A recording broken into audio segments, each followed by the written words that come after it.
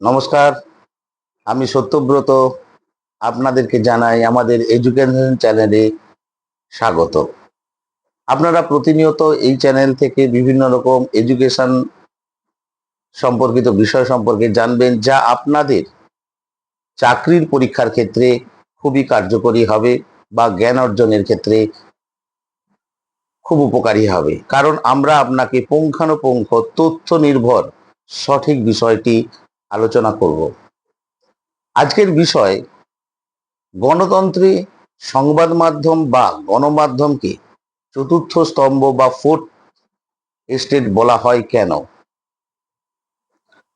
একটি সুস্থ ও সচল গণতন্ত্রকে টিকিয়ে রাখতে কোনো তাত্ত্বিক আলোচনার ভাষা ভাষা জায়গায় না গিয়ে এবার আমরা বিষয়টিকে বিশ্লেষণ করব এমন কিছু অকাট্য সাংবিধানিক, আইনি, রাজনৈতিক এবং মনস্তাত্ত্বিক ফ্রেমওয়ার্কের ওপর ভিত্তি করে, যা পড়ার পর এই বিষয়ে পাল্টা কোনো প্রশ্ন তোলা বা বিতর্ক করার বিন্দুমাত্র অবকাশ থাকবে না। মাধ্যমের ভূমিকা কতটা অপরিহার্য তা পুঙ্খানুপুঙ্খ এবং অকাট্য যুক্তি সহ আমরা এই সংবাদপত্রকে কেন চতুর্থ স্তম্ভ বা রিয়েল ফোর্থ এস্টেট বলা হয় তা সম্পর্কে আলোচনা করছি। আপনারা খাতা কলমে লিখে নেবেন, চাকরির পরীক্ষা বা জ্ঞানের ক্ষেত্রে খুব ইম্পর্টেন্ট। স্তম্ভের ধারণা এবং সংবাদ মাধ্যমের অবস্থান। গণতান্ত্রিক রাষ্ট্রের কাঠামোটি মূলত তিনটি থেকে শুরু করে তিনটি স্তম্ভের উপর দাঁড়িয়ে থাকে। আইন বিভাগ, যারা আইন তৈরি করে, যেমন সংসদ বা পার্লামেন্ট। শাসন বিভাগ, যারা আইন প্রয়োগ ও দেশ পরিচালনা করে, যেমন প্রধানমন্ত্রী, মন্ত্রিসভা ও আমলারা। বিচার বিভাগ, জুডিশিয়ারি, জুডিশিয়ারি, যারা আইনের সঠিক ব্যাখ্যা দেয় এবং সুবিচার নিশ্চিত করে। কোথায়? আদালতে। এই তিনটি বিভাগকে বলা হয় সরকারের তিনটি প্রথাগত অঙ্গ। ফরাসি দার্শনিক মন্তেস্কু যখন ক্ষমতার স্বতন্ত্রীকরণ নীতি, সেপারেশন অফ পাওয়ার দিয়েছিলেন, তখন তিনি রাষ্ট্রকে টিকিয়ে রাখতে তিনটি স্তম্ভের কথা বলেছিলেন: আইন, শাসন ও বিচার বিভাগ। কিন্তু এই তত্ত্বে একটি মারাত্মক লুফল বা ত্রুটি ছিল। তিনটি বিভাগের কাছেই কম বেশি রাষ্ট্রীয় ক্ষমতা থাকে, ঠিক কিনা? রাষ্ট্রবিজ্ঞানের চরম সত্য হলো, ক্ষমতা নিজের সীমানা বাড়াতে চায়। কথাটা কোট করে বলছি, ক্ষমতা নিজের সীমানা বাড়াতে চায়। আইন বিভাগ চাইলে স্বৈরাচারী আইন পাস করতে পারে। শাসন বিভাগ আমলা ও পুলিশ দিয়ে জনগণের উপরে অত্যাচার করতে পারে। বিচার বিভাগ অনেক সময় দীর্ঘসূত্রতা বা ব্যক্তিগত পক্ষপাতিত্বের শিকার হতে পারে। এখানেই জন্ম নেয় চেকস অ্যান্ড ব্যালেন্স, অর্থাৎ পারস্পরিক নিয়ন্ত্রণ এর তত্ত্ব। কিন্তু প্রথম তিনটি স্তম্ভের প্রত্যেকেই যেহেতু রাষ্ট্রযন্ত্রের অংশ, রাষ্ট্রযন্ত্র, কোট করছি, রাষ্ট্রযন্ত্রের অংশ, তাই তারা একে অপরের ভুল আড়াল করতে পারে বা নিজেদের মধ্যে সমঝোতা করে নিতে পারে। কিন্তু একটা যুক্তি দেখুন, রাষ্ট্রযন্ত্রের বাইরে এমন একটি স্বাধীন সত্তার প্রয়োজন ছিল, যার হাতে কোনো আইনি বা সামরিক ক্ষমতা থাকবে না, কিন্তু যার কাছে জনমত গঠনকে কোট করছি, ক্ষমতা থাকবে। সংবাদ মাধ্যম হলো সেই একমাত্র অরাষ্ট্রীয় সত্তা, নন স্টেট অ্যাক্টর, যার রাষ্ট্রের ভেতর না থেকেও রাষ্ট্রের তিনটি অঙ্গকে তিনটি অঙ্গকে কাঠামোগতভাবে নিয়ন্ত্রণ করে। এই চতুর্থ কোণটি না থাকলে গণতন্ত্রের ত্রিভুজটি ভেঙে একনায়কতন্ত্রের সোজা লাইনে পরিণত হতো, তাই না? কিন্তু 1787 সালে ব্রিটিশ পার্লামেন্টের একটি বক্তব্য দেওয়ার সময় বিখ্যাত দার্শনিক ও রাজনৈতিক এডমন্ড বার্গ পার্লামেন্টের সাংবাদিক গ্যালারির দিকে আঙুল তুলে দেখিয়ে বলেছিলেন, সেখানে তিনটি স্তম্ভ বসে আছে, 3 স্টেট।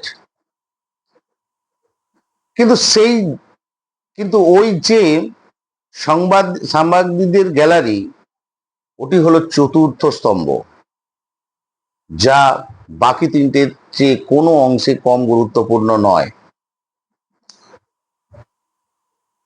চতুর্থ স্তম্ভ কোনো রূপক বা অলংকার নয়, এটি একটি গাণিতিক ও কাঠামোগত বাধ্যবাধকতা।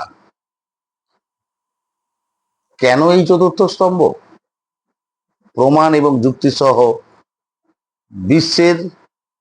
যুক্তিসহ আলোচনা করছে। বিশ্বের কোনো সফল গণতান্ত্রিক সংবিধান সংবাদ মাধ্যমকে আলাদা করে চতুর্থ স্তম্ভ হিসাবে লিখে দেয়নি, কিন্তু একে কাজ করার জন্য সর্বোচ্চ আইনি সুরক্ষা তবুও একটি সুরক্ষা দেয়া হয়েছে। একটি চতুর্থ স্তম্ভ হিসাবে কিভাবে গণতন্ত্রের কাজ করে সেটা দেখছি। ক্ষমতার ভারসাম্য রক্ষা ও নজরদারির ক্ষেত্রে ওয়াচডগ এফেক্ট, একটা প্রবাদ আছে, অ্যাবসলিউট পাওয়ার করাপ্ট অ্যাবসলিউটলি, অর্থাৎ অবাধ ক্ষমতা মানুষকে চরম দুর্নীতিগ্রস্ত করে। সরকারের বাকি তিনটি বিভাগের কাছে অপরিসীম ক্ষমতা তো থাকেই, সংবাদ মাধ্যম এখানে একটি পাহারাদার বা ওয়াচডগ হিসাবে কাজ করে। ওয়াচডগ প্রমাণ হিসাবে দেখতে গেলে সরকারের কোনো গোপন দুর্নীতি, ক্ষমতা অপব্যবহার বা নীতিগত ভুল ত্রুটি থাকলে সংবাদ মাধ্যম তা জনগণের সামনে প্রকাশ করে দেয়। যদি সংবাদ মাধ্যম না থাকতো, তবে শাসন বা আইন বিভাগের স্বেচ্ছাচারিতাকে সাধারণ মানুষের পক্ষে আটকানো সম্ভব হতো না। তথ্যের অবাধ প্রবাহ এবং সচেতন নাগরিক তৈরি করে এই সমাজ মাধ্যম। গণতন্ত্রের আসল মালিক হলো জনগণ, কিন্তু জনগণ যদি দেশের আসল পরিস্থিতি, অর্থনীতি বা সরকারি নীতি সম্পর্কে সঠিক তথ্য না জানে, তবে তারা সঠিক সিদ্ধান্ত নিতে পারে না। যুক্তি হিসাবে বলা যেতে পারে, সংবাদ মাধ্যম জটিল সব সরকারি সিদ্ধান্ত, বাজেট বা আইনকে সহজ ভাষায় জনগণের কাছে পৌঁছে দেয়। তথ্যে সমৃদ্ধ একজন নাগরিকই কেবল ভোটের সময় সঠিক প্রার্থীকে নির্বাচন করতে পারেন। অর্থাৎ সংবাদ মাধ্যম ছাড়া সচেতন ভোটার তৈরি হওয়া অসম্ভব বা সম্ভব নয়। আর সচেতন ভোটার ছাড়া গণতন্ত্র অর্থহীন হয়ে পড়ে। কণ্ঠহীনদের কণ্ঠস্বর, ভয়েস অফ দ্য ভয়েসলেস। আইন বা শাসন বিভাগের সমাজের দরিদ্র, অনগ্রসর ও প্রান্তিক মানুষের কথা অনেক সময় পৌঁছায় না। যেমন প্রমাণ নেবেন, দেশের প্রত্যন্ত অঞ্চলের কোন অন্যায়, খরা, ক্ষুধা বা শোষণের খবর যখন সংবাদ মাধ্যমে বড় করে দেখানো হয়, তখন সুপ্রিম কোর্ট বা উচ্চ আদালত অনেক সময় নিজে থেকেই ব্যবস্থা নেয় এবং প্রশাসন নড়ে চড়ে বসে। সংবাদ মাধ্যম সমাজের শেষ প্রান্তের মানুষের ক্ষোভ ও দাবিকে রাষ্ট্রযন্ত্রের কান পর্যন্ত পৌঁছে দেয়। আবার সংবাদ মাধ্যম এক দ্বিমুখী সেতুর ভূমিকা পালন করে, টু ওয়ে অফ ব্রিজ। সংবাদ মাধ্যম মূলত রাষ্ট্র ও জনগণের মধ্যে একটি জীবন্ত সেতু হিসাবে কাজ করে। সরকারের নতুন নীতি, আইন ও সুযোগ সুবিধা জনগণের কাছে পৌঁছে দেয়। সরকারের কোনো নীতির প্রতি জনগণের ক্ষোভ, আন্দোলন বা মতামত সরকারের কাছে ফিরিয়ে নিয়ে যায়, যাতে সরকার নিজেদের ভুল সংশোধন করতে পারে। কারণ উপর থেকে নিচ এবং নিচ থেকে উপর, তার মধ্যে এক সেতুর কাজ করে এই সংবাদ মাধ্যম। ঐতিহাসিক এবং বাস্তব কিছু অকাট্য প্রমাণ আপনাদের সামনে তুলে ধরি এই সংবাদ মাধ্যম বিষয়ে। সংবাদ মাধ্যম যে শুধু তাত্ত্বিকভাবেই চতুর্থ স্তম্ভ নয়, বরং বাস্তবেও এর ক্ষমতা অপরিসীম, তার কিছু বিশ্ববিখ্যাত প্রমাণ আমি দিচ্ছি, আপনাদের ক্ষেত্রে খুবই উপকার হবে। ওয়াটারগেট কেলেঙ্কারি, 1972 সাল। মার্কিন যুক্তরাষ্ট্রের ওয়াশিংটন পোস্ট পত্রিকার দুই সাংবাদিক বব উডওয়ার্ড ও কার্ল বাইনস্টোন তৎকালীন প্রেসিডেন্ট রিচার্ড নিক্সনের বেআইনি নজরদারির ঘটনা ফাঁস করে দেন। সংবাদ মাধ্যমে এই শক্তির সামনে আমেরিকার মতো মহাশক্তিধর দেশ এর রাষ্ট্রপ্রধানকেও পদত্যাগ করতে হয়েছিল। আর শুনবেন, বোফোর্স কেলেঙ্কারি, 1980 দশক। ভারতের তৎকালীন রাজীব গান্ধী সরকারের আমলে সুইডিশ কোম্পানির বোফোর্সের কাছ থেকে কামান কেনার ক্ষেত্রে যে দালালি ও দুর্নীতি হয়েছিল, তা ভারতীয় সংবাদ মাধ্যম, বিশেষ করে দ্য হিন্দু পত্রিকা পুঙ্খানুপুঙ্খ প্রমাণ সহ সামনে আনে। এর ফলে দেশের সম্পূর্ণ রাজনৈতিক দৃশ্যপট বদলে গিয়েছিল। এর পরবর্তী পয়েন্ট যদি আমরা উল্লেখ করি, তথ্যের অধিকার আইন, আরটিআই অ্যাক্ট 2005। ভারতের তথ্যের অধিকার আইন পাশ হওয়ার পেছনে সংবাদ মাধ্যমের চিরন্তর চাপ ও জনমত গঠন অন্যতম প্রধান কাজ করেছিল। আজ এই আইনের বলে যে কোনো সাধারণ নাগরিক সরকারের কাছে জবাবদিহিতা চাইতে পারে। এটা সংবাদ মাধ্যমের ফলেই সম্ভব। সুস্থ গণতন্ত্রের সংবাদ মাধ্যমের আবশ্যিক শর্ত গুলি একবার জেনে নেই। সংবাদ মাধ্যমকে যদি প্রকৃত অর্থেই চতুর্থ স্তম্ভের মর্যাদা ধরে আগাতে হয়, তবে তাকে দুটি প্রধান শর্ত মেনে নিতে হয়: নিরপেক্ষতা ও সত্যনিষ্ঠা, অবজেক্টিভিটি অ্যান্ড ট্রুথ। কোন রাজনৈতিক দল বা কোনো কর্পোরেট হাউসের স্বার্থে পক্ষপাত দুষ্ট না হয়ে সত্যকে সত্য, মিথ্যাকে মিথ্যা বলার সাহস রাখা, স্বাধীনতা দিক থেকে ভয় বা লোভের ঊর্ধ্বে উঠে কাজ করা ভারতীয় সংবিধানের 19-1 ক অনুচ্ছেদে বাক ও মত প্রকাশের স্বাধীনতার যে মৌলিক অধিকার দেওয়া হয়েছে, তার মধ্যে সংবাদ মাধ্যমের স্বাধীনতাও নিহিত রয়েছে।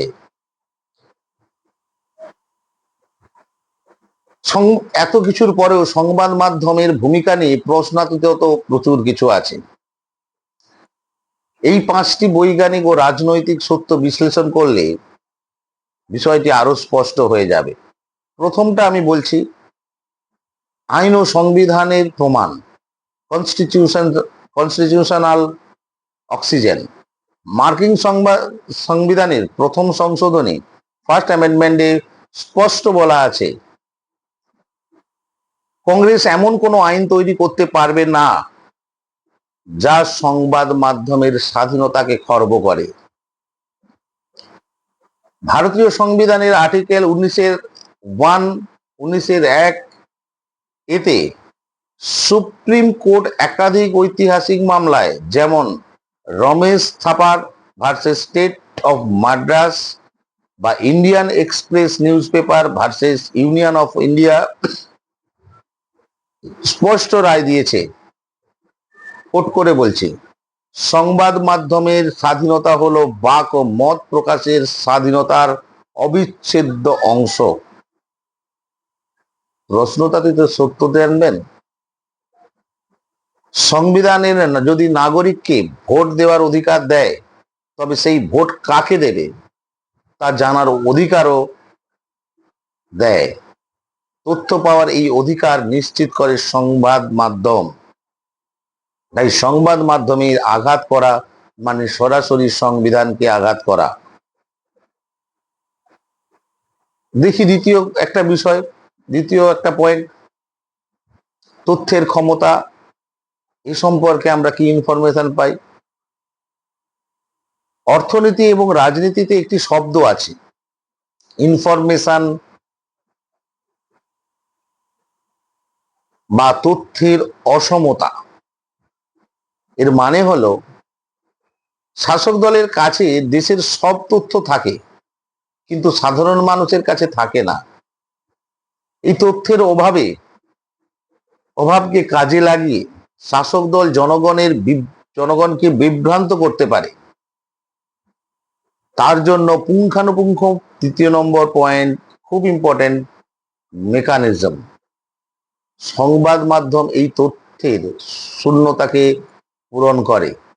এটি সরকারের ফাইল থেকে ডেটা, নীতি এবং বাজেট তুলে এনে সাধারণ মানুষের সামনে সহজ করে দেয়। যখন জনগণের কাছে শাসকের সমান তথ্য থাকে, তখন শাসক আর জনগণকে ঠেকাতে পারে না।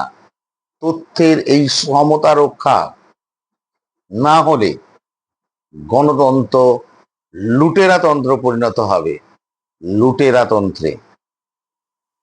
আরো একটা পয়েন্ট দেখি, বিচার বিভাগের পরিপূরক কিভাবে। Judicial catalyst. বিচার বিভাগ তদন্ত শক্তিশালী, কিন্তু তার একটি বড় সীমাবদ্ধতা আছে। আদালত নিজে থেকে রাস্তায় নেমে অপরাধ খুঁজতে পারে না। আদালতে মামলা এলে তারই বিচার, রায় ইত্যাদি দিতে পারেন, এটা আমরা জানি। সেক্ষেত্রে সংবাদ মাধ্যম যখন কোনো বড় অপরাধ, দুর্নীতি বা মানবাধিকার লঙ্ঘনের ঘটনা ক্যামেরা ও কলমের সামনে নিয়ে আসে, তখন উচ্চ আদালতে সেই সংবাদের উপর ভিত্তি করে সুমোটো বা স্বতঃস্ফূর্ত প্রজ্ঞা মামলা গ্রহণ করে। বহু আন্তর্জাতিক ও জাতীয় মামলায় দেখা গেছে, পুলিশ যে ফাইল ধামাচাপা দিতে চেয়েছিল, সংবাদ মাধ্যমের ইনভেস্টিগেটিভ জার্নালিজমের কারণে আদালতে বাধ্য হয়েছে অপরাধীকে শাস্তি দিতে। অর্থাৎ বিচার বিভাগকে সচল রাখার ফুয়েল বা জ্বালানি যোগায় এই সংবাদ মাধ্যম। কি সংবাদ মাধ্যম কিছুই না, আবার অনেক কিছু, তাই মনে হচ্ছে না? পরের একটা যদি আবার একটা পয়েন্ট মনে এলো বলি, সামাজিক স্থিতিশীলতা ও মনস্তাত্ত্বিক দিক থেকে চাপ, মানে সাইকোলজিক্যাল ডিটারেন্ট। সরকারের মন্ত্রী, আমলা বা অপরাধীরা পুলিশ বা আইনকে ফাঁকি দেওয়ার রাস্তা খুঁজে বের করতে পারে, কিন্তু জনসমক্ষে চরিত্র হনন বা লোকলজ্জা কে সবচেয়ে বেশি ভয় পায়, তাই না? সেই দিক থেকে সংবাদ মাধ্যমের সবচেয়ে বড় ক্ষমতা হলো এক্সপোজ করার ক্ষমতা। একজন দুর্নীতিগ্রস্ত কর্মকর্তা যখন জানেন যে তার অন্যায়টি কাল সকালের খবরের কাগজে বা আজকের প্রাইম টাইম নিউজে কোটি কোটি মানুষের সামনে চলে আসতে পারে, তখন সে ভয়ে অনেক অপরাধ থেকে বিরত থাকেন। এই অদৃশ্য মনস্তাত্ত্বিক চাপটি সমাজের সুশাসনকে বজায় রাখে। আর যদি এর এটা যদি বিকল্পহীন হয়ে পড়ে, ধরে নেওয়া যাক সমাজ থেকে সংবাদ মাধ্যমকে সম্পূর্ণ মুছে ফেলা হলো, তাহলে কি ঘটবে? সব থেকে বড় প্রশ্ন। উত্তর আসে আপনার? থাকলে জানাবেন, না হলে আমার এই মতের সাথে আপনি আপনার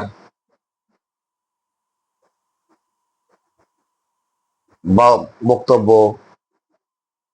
মিলিয়ে দেবেন। জনগণ জানতেই পারবে না সরকার কি আইন করেছে, সরকার জানতে পারবে না দেশের মানুষ ক্ষুধার্ত নাকি ক্ষুব্ধ, আদালতে জানতে পারবে না জেলের ভেতরে বা প্রত্যন্ত গ্রামে কি অত্যাচার চলছে, তাই না? ফলে কি হবে? পুরো দেশ একটি অন্ধকারের কুঠুরিতে পরিণত হবে, যেখানে স্বৈরাচারী শাসক নিজের ইচ্ছা মতো দেশ চালাবে। যেহেতু সংবাদ মাধ্যমের অনুপস্থিতির বিকল্প কেবলই স্বৈরতন্ত্র, তাই গণতন্ত্রকে বাঁচিয়ে রাখার একমাত্র বিকল্প সংবাদ মাধ্যমে। একটা চরম ঐতিহাসিক উদাহরণ দিই, খুব important, the ultimate litmus test. ইতিহাস ঘাঁটলে দেখা যায় পৃথিবীর যখনই কোনো স্বৈরাচারী শাসক বা ডিরেক্টর, যেমন হিটলার, মুসোলিনি বা বিভিন্ন দেশের সামরিক শক্তি হতে পারে, ক্ষমতা দখল করেছে, তারা সবার আগে কোন কাজটি করেছে? তারা কিন্তু আদালত বন্ধ করেনি বা সংসদ ভেঙে দেয়নি, সবার আগে সংবাদ মাধ্যমের ওপর নিষেধাজ্ঞা জারি করেছে এবং সাংবাদিকদের জেলে পুরেছে। চূড়ান্ত যুক্তি হিসাবে যদি আমরা ধরে নিই, শত্রুর আক্রমণ দেখেই বোঝা যায় দুর্গের কোন অংশটি সবচেয়ে বেশি শক্তিশালী। স্বৈরাচারীরা সবচেয়ে বেশি ভয় পায় স্বাধীন সংবাদ মাধ্যমকে, কারণ তারা জানে যতক্ষণ একটি স্বাধীন ক্যামেরা বা কলম বেঁচে আছে, ততক্ষণ তাদের স্বৈরাচারীর রাজত্ব নিরাপদ নয়। স্বৈরাচারীদের এই ভয়ই প্রমাণ করে যে সংবাদ মাধ্যমই গণতন্ত্রের আসল পাহারাদার বা চতুর্থ স্তম্ভ বা ওয়াচডগ। ওভারঅল সমস্ত কিছু এত পর্যালোচনার পরে যেটা দাঁড়ায়, সংবাদ মাধ্যম হলো গণতন্ত্রের আয়না। আইন, শাসন বা বিচার বিভাগ যদি দেশের শরীর হয়, তবে সংবাদ মাধ্যম হলো তার বিবেক। গণতন্ত্র যদি একটি চার চাকা গাড়ি হয়, তবে তার প্রথম তিন চাকা হলো আইন, শাসন ও বিচার বিভাগ। চতুর্থ চাকাটি হলো সংবাদ মাধ্যম। আপনি তিন চাকা দিয়ে হয়তো গাড়িটি দাঁড় করিয়ে রাখতে পারবেন, কিন্তু তাকে 1 ইঞ্চিও সামনে এগিয়ে নিয়ে যেতে পারবেন না। গাড়িটিকে গতিশীল, ভারসাম্য এবং নিরাপদ রাখতে চতুর্থ চাকাটি অপরিহার্য। অবশ্যই এই স্তম্ভটি যদি দুর্বল বা ভেঙে পড়ে, তবে বাকি তিনটি স্তম্ভেরও ওপর স্বৈরাচার ভর করবে। তাই একটি সচল ও জবাবদিহিমূলক শাসন ব্যবস্থা টিকিয়ে রাখতে সংবাদ মাধ্যমকে চতুর্থ স্তম্ভ বলা, এই নিয়ে রাষ্ট্রবিজ্ঞান, আইন বা দর্শনের ইতিহাসে আর কোনো পাল্টা প্রশ্ন বা বিতর্কের অবকাশই অবশিষ্ট থাকে না। কেবল এটা রূপক নয়, এটা একটা বাস্তব ও কঠোর সত্য। আপনার কি মনে হয়? অবশ্যই কমেন্ট বক্সে আপনার ওপিনিয়ন জানাবেন। আশা করি গণতন্ত্রের চতুর্থ স্তম্ভ নিয়ে আপনারা যা জানলেন তা আপনাদের উপকার হবে। এইরকম এডুকেশনাল কোনো ভিডিও পেতে অবশ্যই আমাদের চ্যানেলের সাথে জুড়ে থাকবেন, আর পারলে বাকিদের কাছেও এই বিষয়টি জানার জন্য শেয়ার করে দেবেন। এই বলে আমি রাখলাম। আমি সত্যব্রত। আপনি ভালো থাকবেন, সুস্থ থাকবেন। নমস্কার।